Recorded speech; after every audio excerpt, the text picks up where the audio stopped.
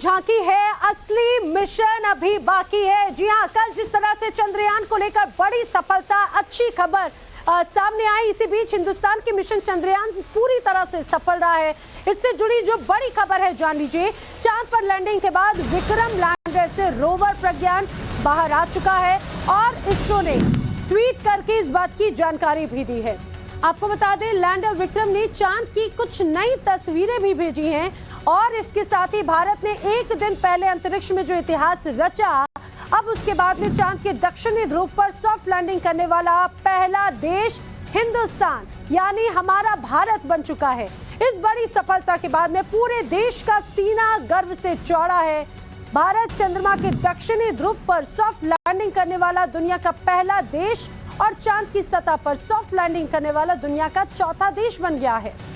और ये ट्वीट किया गया है, देखिए, made in India, made for the moon. प्रधानमंत्री नरेंद्र मोदी ने इसरो के वैज्ञानिकों को बधाई दी और 26 अगस्त को व्यक्तिगत मुलाकात करेंगे प्रधानमंत्री नरेंद्र मोदी इन सभी वैज्ञानिकों से, जिनकी मेहनत के बलबूते हिंदुस्तान ने एक नया इतिहास रचा है, एक नया मकाम हासिल किया है। कल जब सॉफ्ट लैंडिंग हुई, सॉफ्ट लैंडिंग के लिए सभी की निगाहें सिर्फ इसी तरफ थी कि आखिर कैसे ये सॉफ्ट लैंडिंग जो है वो होती है, कैसे संभव हो पाती है। ये मान के चलिए, क्योंकि जो आखिरी के समय थे वो सबसे ज्यादा सॉफ्ट थे, इंपॉर्टेंट थे। लेकिन जैसे ही सॉफ्ट लैंडिंग हुई और जैसे ही वहां की तस्वीर नजर आई, इसरो में कामयाबी का जश्न देखिए कैसे नजर आया। और खुद प्रधानमंत्री नरेंद्र मोदी भले ही हिंदुस्तान में ना हो, लेकिन इस ऐतिहासिक क्षण में भी वो लगातार देशवासियों के साथ में थे। वीडियो के जरिए, वीडियो कॉन्फ्रेंस के जरिए वो कनेक्ट हुए। दूसरी तरफ वर्चुअली कनेक्ट होने के साथ साथ उन्होंने व्यक्तिगत तौर पर सभी वैज्ञानिकों को शुभकामनाएं दी। इसरो चीफ से उन्होंने बात की और उन्होंने कहा कि भाई, आपके तो नाम में ही सोमनाथ है, यानी कि इसका अर्थ चंद्रमा से जुड़ा हुआ है और आपने एक नई सफलता हमें दिलाई है। उसके लिए आपको और आपके परिवार को और पूरे इसरो परिवार को शुभकामनाएं प्रधानमंत्री की तरफ से दी गई थी। तो कल शाम 6 बजे जैसे जैसे चंद्रयान चंद्रमा के करीब पहुंचा था, हम सभी की धड़कनें मानो ठहर सी गई थी। आपको ये बताते चले, जैसे जैसे चंद्रमा के करीब वहां पे चंद्रयान पहुंच रहा था, उसके बाद में एक अलग हलचल नजर आती थी। जैसे ही चंद्रमा की जमीन पर भारत ने कदम रखा, वैसे ही पूरा देश झूम उठा। और सबसे पहली जो तस्वीर सामने आई थी वो आई थी इसरो की। इसरो के सेंटर में तालियां बज रही थी। प्रधानमंत्री नरेंद्र मोदी खुद इसरो के सेंटर से ऑनलाइन जुड़े हुए थे, हाथ में तिरंगा लिए हुए। देखिए कितना उत्साह, कितनी खुशी इन सभी के चेहरे पर थी। जाने कितने वक्त से ये पूरा सपना देखा गया था। 2019 के बाद से हिंदुस्तान ने ठान लिया था कि जो 2019 वाले चंद्रयान मिशन में नहीं हो पाया, वो सफलता इस बार मिलेगी। और देखिए, हिंदुस्तान ने जो ठाना वो करके भी दिखाया। लैंडर मॉड्यूल, और जैसे भारत ने इतिहास रचा, देश भर से जो दुआओं का सिलसिला लगातार जारी था, कल वो शाम होते होते शुभकामनाओं में बदला। I also thank my thanks to the Chandrayaan 3 project executives spread across mission director Srikanth कि हम lander module. People are applauding. Let us all wait to hear from the Secretary Department of Space and Chairman ISRO, Shri S. Somnath. Lander module पूरी तरह से safely और softly चंद्रमा की सतह पे लैंड हो चुका है। ये हम लोगों के लिए बहुत ही गर्व की बात है। हिंदी में एक कहावत है कि चंदा मामा दूर के, लेकिन अब हम ये कह सकते हैं कि चंदा मामा अपने घर के। बहुत ही उम्दा। The hard work of the entire ISRO community has come to fruition. आदरणीय प्रधानमंत्री जी, नमस्कार। Sir, we have achieved soft landing on the moon. India is on the moon. Sir,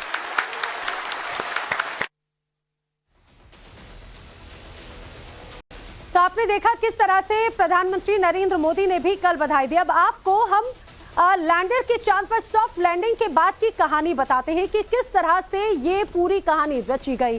उसने वहां पर पहुंचकर क्या किया और क्या अब ये लैंडर करने वाला है। आपको बता दें, जिस तरह से लैंडर विक्रम से ये रोवर बाहर आया जिसका नाम प्रज्ञान है, और लैंडिंग के 2.5 घंटे के बाद में रोवर बाहर आया। रोवर प्रज्ञान में 6 पहिए हैं।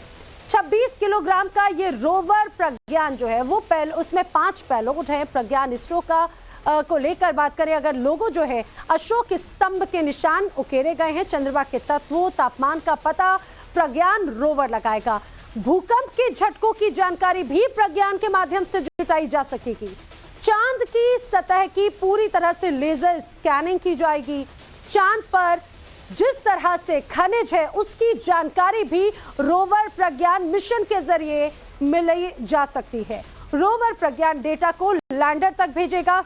जिस तरह से कल हमने देखा था, जो एक कम्युनिकेशन है वो स्थापित हो चुका है। लैंडर से ये डेटा इसरो के पास में आएगा। रोवर प्रज्ञान डेटा जो है वो भेजेगा और लैंडर के माध्यम से ये जो डेटा है वो इसरो तक पहुंचेगा।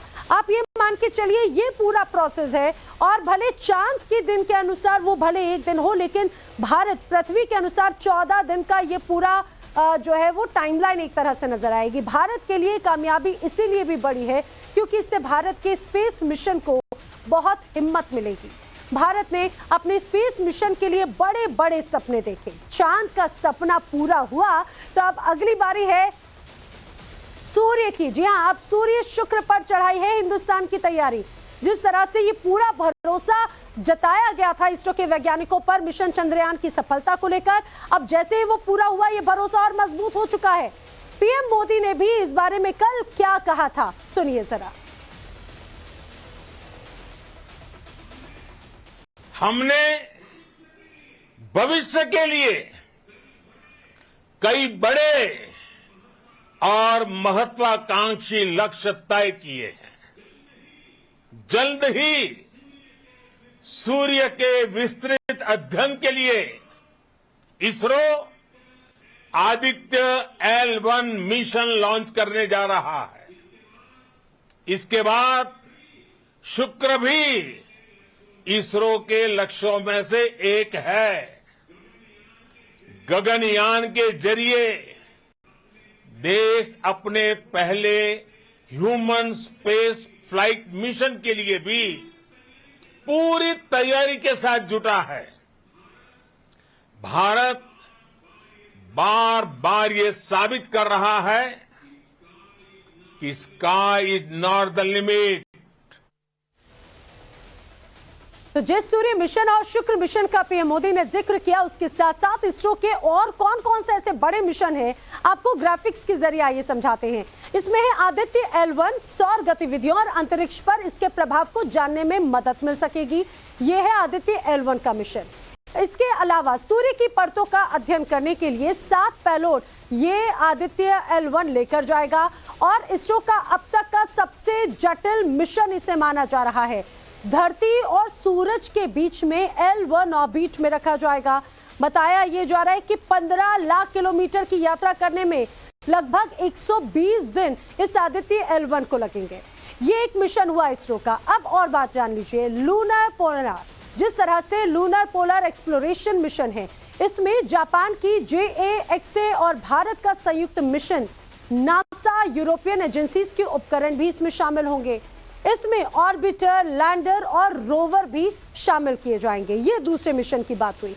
अब अगर हम आगे अगले तीसरे मिशन की तरफ बात करें तो इसमें है मिशन निसार। दरअसल जलवायु परिवर्तन की निगरानी के लिए इस मिशन को तैयार किया जा रहा है, इस पर काम किया जा रहा है। इसमें नासा और इसरो की संयुक्त टीम इस पूरे मिशन में काम करेगी। माना जा रहा है कि 2024 में इसे लॉन्च किया जा सकता है। मिशन निसार के अलावा इसरो का एक और महत्वाकांक्षी मिशन है जिसका नाम है गगनयान। गगनयान मिशन 3 चरणों में लक्ष्य पूरा करेगा। पहला चरण इसका होगा मानव रहित, दूसरा चरण इसका होगा रोबोट, जिसके माध्यम से रोबोट भेजा जाएगा। तीसरे चरण में 3 एस्ट्रोनॉट्स भी भेजे जाएंगे। तो ये अपने आप में गगनयान मिशन है। तो ये वो तमाम जिस तरह से जो खास मिशन है उसके लिए अब इसरो पूरी तरह से लग चुका है। रविकांत रॉय मेरे साथ में समय जुड़ रहे हैं। रविकांत, जिस तरह से हमने देखा है कि कल एक बड़ा मिशन हिंदुस्तान ने पूरा किया, चंद्रयान 3 की सफलता मिली और उसके बाद में ऐसा लगता है कि स्काई इज नो लिमिट, एक और उड़ान के लिए हिंदुस्तान तैयार है। देखिए नैना, जो कुछ कामयाबी भारत के वैज्ञानिकों ने हासिल की उसके पीछे बहुत बड़ी कहानी है। सबसे इंपॉर्टेंट बात यह है कि 2004 से लेकर 2009 तक जो इसरो का बजट था वो लगभग 6000 करोड़ के आसपास था, लेकिन मौजूदा सरकार ने उसको बजट को बढ़ाकर लगभग 12000 करोड़ से ज्यादा कर दिया है। यानी वैज्ञानिकों के पास संसाधन की अब कोई कमी नहीं है, इसीलिए वो खुलकर फ्री हैंड एक्सपेरिमेंट कर रहे हैं। कल आखिरी के जो 20 मिनट थे वो उसको टेरर टाइम कहा जाता है वैज्ञानिकों की लैंग्वेज में, वो बहुत ही डिफिकल्ट टाइम होता है। लेकिन प्राइम मिनिस्टर चाहते तो चंद्रयान के लैंड होने के बाद, यानी सफलतापूर्वक जब वो लैंड कर जाता तब वो इस मिशन से जुड़ते और वैज्ञानिकों को बधाई देते, लेकिन प्राइम मिनिस्टर ने ऐसा नहीं किया। प्राइम मिनिस्टर लगातार जुड़े रहे, जिससे हमारे वैज्ञानिकों का जो मोराल है वो बहुत ज्यादा हाई है और फ्यूचर को लेकर जो इसरो है बहुत ज्यादा बड़े अभियान पर काम कर रहा है। उसमें आदित्य L1 जो है वो सबसे इंपॉर्टेंट और ड्रीम प्रोजेक्ट है इसरो का, और उसके लिए तमाम जो संसाधन चाहिए वो तमाम वर्ल्ड की जो स्पेस एजेंसियां हैं वो इसरो को प्रोवाइड कर रही है। और आज जो है मून मिशन कामयाब होने के बाद इसरो की गिनती जो है दुनिया की पावरफुल स्पेस एजेंसीज में हो रही है। गगनयान और इसके साथ ही मंगलयान 2 जिसमें फ्रांस जो है पार्टनर था, लेकिन 2018 में किसी वजह से वो हट गया और उस पूरे अभियान को अब अकेले 2024 के एंड में इसरो जो है वो पूरा करने जा रहा है। लेकिन कल जो कामयाबी हासिल की है इसरो ने वो अपने आप में बहुत ज्यादा अविस्मरणीय है और इन सब के बीच में एक नेतृत्व की भी भूमिका होती है कि आप अपने वैज्ञानिकों को किस तरीके से सपोर्ट करते हो। आपको याद होगा कि जब चंद्रयान 2 सफल नहीं हुआ, प्राइम मिनिस्टर खुद वहां पर इसरो के हेडक्वार्टर में मौजूद थे और के-सिवन को जिस तरीके से गले लगाकर उन्होंने ढांढस बताया कि विज्ञान में सिर्फ आप प्रयोग करते हैं, असफलता विज्ञान में नाम की कोई चीज नहीं है। आप या तो प्रयोग करते हैं या आप सफल होते हैं, और उसी का नतीजा है कि कल इसरो के चीफ ने कहा कि जो आज हम कामयाबी हासिल कर रहे हैं इसमें हम चंद्रयान 1 और चंद्रयान 2 की जो टीम है उसके योगदान को कभी नहीं भुला सकते, क्योंकि चंद्रयान 2 जब असफल हुआ तो उसमें जो गलतियां हुई थी उससे हमने सीखा। सरकार का पूरा सपोर्ट रहा, खुद जो टॉप लीडरशिप है उन्होंने खुलकर सपोर्ट किया और इसरो जो है आज पूरी दुनिया में पावरफुल स्पेस बिल्कुल, और वो अब इसी तरह से और भी ज्यादा आशान्वित हो जाता है हिंदुस्तान इसरो को लेकर। जिस तरह से मिशन चंद्रयान 3 की सफलता रही, इसमें कोई शक नहीं कि जो पिछली बार के जो तमाम मिशन रहे उनसे तमाम चीजों को सीखते हुए भी हिंदुस्तान आगे बढ़ा है। रविकांत, आप बने रहिए हमारे साथ में।